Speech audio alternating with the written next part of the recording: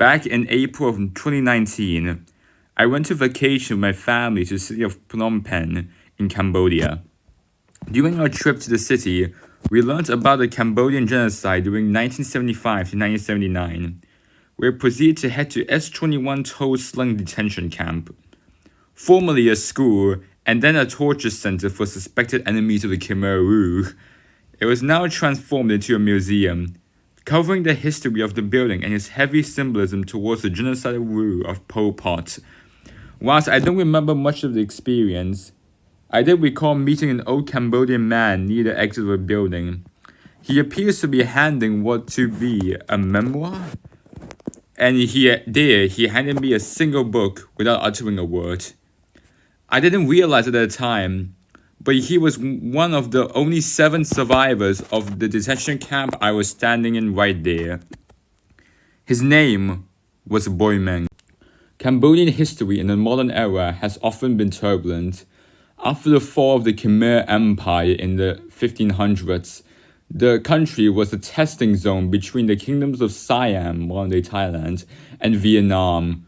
Both countries would attempt to gain influence or even straight up annex Cambodia. This lasted for over 300 years until the French Republic/Empire came, taking over the area which we can consider Indochina. Cambodia was first turned into a protectorate, then later on became a proper part of the French Indochina province.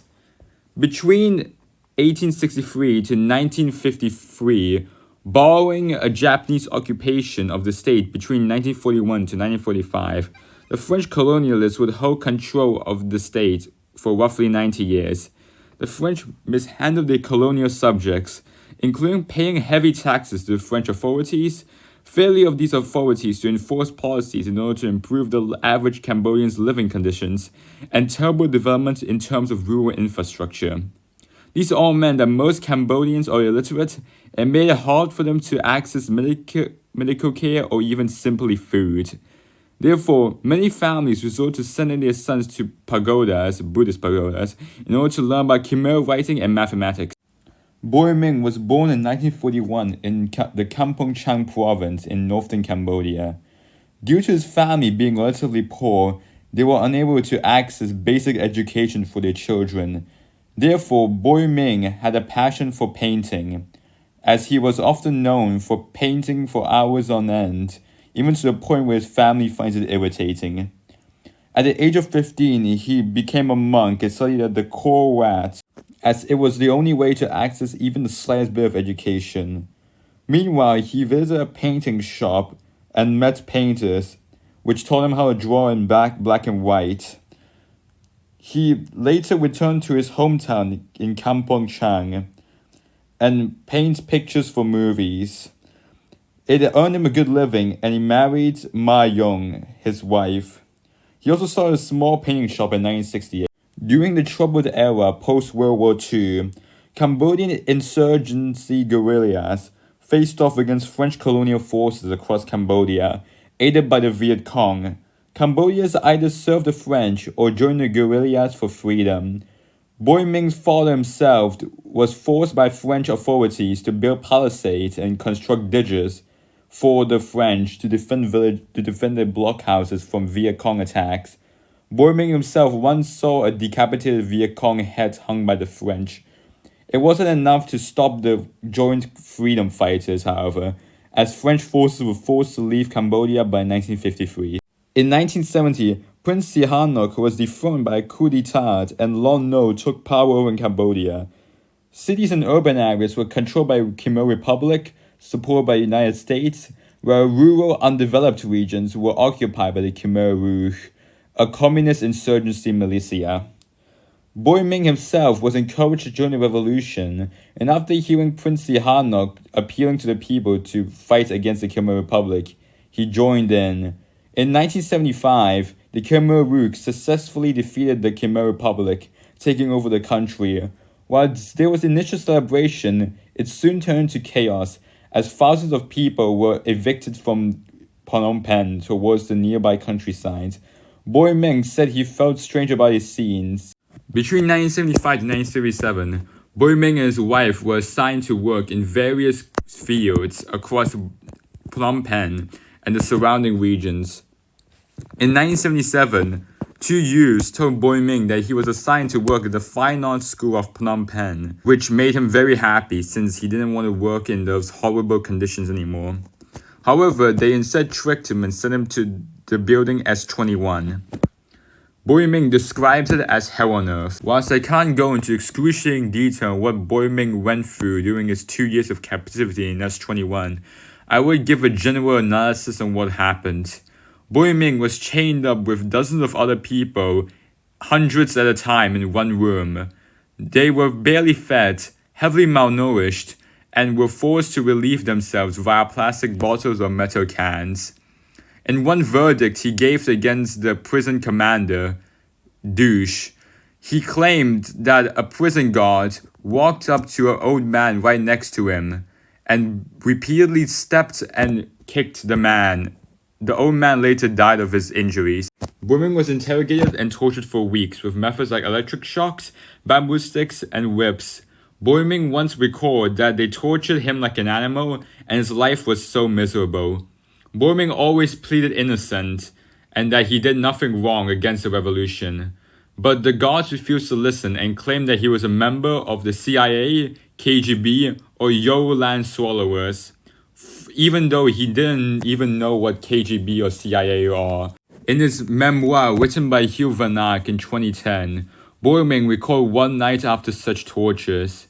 He said, "That night, the guards brought me to my prison cell. I was excruciatingly painful, both because of the physical pain with the lashes on my back, but also the mental pain of the guards calling me a traitor and a disgrace. I was laying there with pains all over my back, being barely able to move. That night I had insomnia. I never thought Angkor would treat people like that. They said Angkor is fair and would treat people with respect. Where is that respect for us? I saw a gecko running on the walls of the prison. I really wanted to stand up and catch one to eat, but I was too weak." Eventually, after weeks of torture, he fabricated confessions claiming that he joined the CIA as a pagoda boy and listing 20 other people he met in the forest during the revolution. He thought to himself, if Angkor needed fair and honest people, why would they force him to lie about such a situation? A few weeks after his interrogation started, youths entered his prison cell to find people who could paint propagandist portraits and pictures. Boi Ming volunteered for the job, but the youths also threatened to kill him if he didn't paint it lifelike. After being transferred to a different prison cell, he met Comrade Douche, the chief of S21. His treatment changed after he realized that Boi Ming could paint lifelike portraits. He painted figures such as Pol Pot, Karl Marx, and Ho Chi Minh, albeit in a negative light. He was also united with prisoners with similar talents and skills. In 1978, Vietnamese and Cambodian relations deteriorated significantly after the Chinese invasion of Vietnam earlier that year. Cambodia invaded Vietnam, and Cambodian propaganda suggested that Cambodians captured the capital of Vietnam, Saigon. However, soon afterwards, Vietnamese forces entered Cambodian territories, soon closing in on S21. Boi Ming recalled the following events. The Cambodian prison guards lined us up and sent us westwards. We did not know where we were going. After stopping for several hours in a random house, they walked us across various fields. We heard gunshots and tank noises in the distance. During the evening march, we smelled a horrible breeze. It smelled like the stench of dead animals. Later, I realized this was the site of the Chalk Eek killing fields. At around 5 a.m. on January 7th, the following day, we heard tank noises from the Liberation Army of Kampuchea and the Vietnamese. The guards realized the threat and escaped immediately. The prisoners took no time to escape as well. I didn't know where all the other prisoners went. Only me and a fellow comrades ran together northward. In the following month, Boi Ming and his friends survived in northern Cambodia, surviving with fruits, roots, and later joined two separate villages in order to mask their identities. In February of 1979, they were rescued by Vietnamese soldiers and brought to Phnom Penh.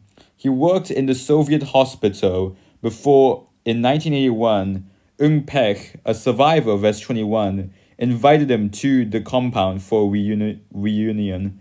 He met 6 other prisoners there, forming the 7 only surviving male prisoners in S-21. Across the next 20 years, he traveled across Cambodia, painting on various monasteries and pagodas in Cambodia as a sign of remembrance. In the early 2000s, he was recalled by a monk, which handed him a newspaper saying that they were trying to find Boy Ming and see if he was alive or not. Boy Ming will later appear in court and testify against various Khmer leaders of the era. The actions of the Khmer leaders during their reign of terror in Cambodia in the 1970s were horrifying enough, but their actions in courts were even more outrageous. Various leaders either testified against each other or blamed other factors for the mass killings of Cambodia, such as the Lon Nol regime, the United States bombings of Cambodia, or the Vietnamese invasion, and refused to take accountability. Furthermore, many of these leaders would die during their trials or in subsequent periods when they are forced to go to jail. Today, Cambodia is a country of perpetrators and victims. Perpetrators convert to Christianity or escape to different countries in order to flee the guilt they caused on Cambodian people during their era of terror. Victims live on with their trauma and guilt during the era of horror. Comrade Douche, the main perpetrator behind S-21, later converted to Christianity in order to escape the actions that torment him to this very day. Whilst he has apologized deeply for his actions, many victims are unable to forgive him due to what happened. Boy Ming recalled once again, whilst many Cambodians look like they live life normally, deep inside their hearts are broken. Every Cambodian family, from the king to peasants, lost at least one family member during this horrible time. It is a shared trauma experience. You may see their physical shape, but you can't see their broken heart. What troubles Boy Ming most is what happened to his wife on August 16, 1977, as S-21 documents suggest that she died on that day. He confronted Kai Guc Iva, which is Duch, in July 2009 at the Extraordinary Chambers in the Court of Cambodia, or ECCC. His testimony was a powerful emotional plea for the truth regarding his wife. He asked, just tell me where my wife was smashed. Then I'll go to that location just to get the soil from there to pray for her soul. The prosecutor turned to Douche. Douche, do you know where Ma Young was buried? Please tell Boy Ming now. Douche covered his face, visibly shaken and crying. He said, I offer my highest assurance of regard and respect towards the soul of your wife, while sobbing. He could not be certain of her exact location. Whilst Douche has cried various times before, on that day, Boy Ming cried too.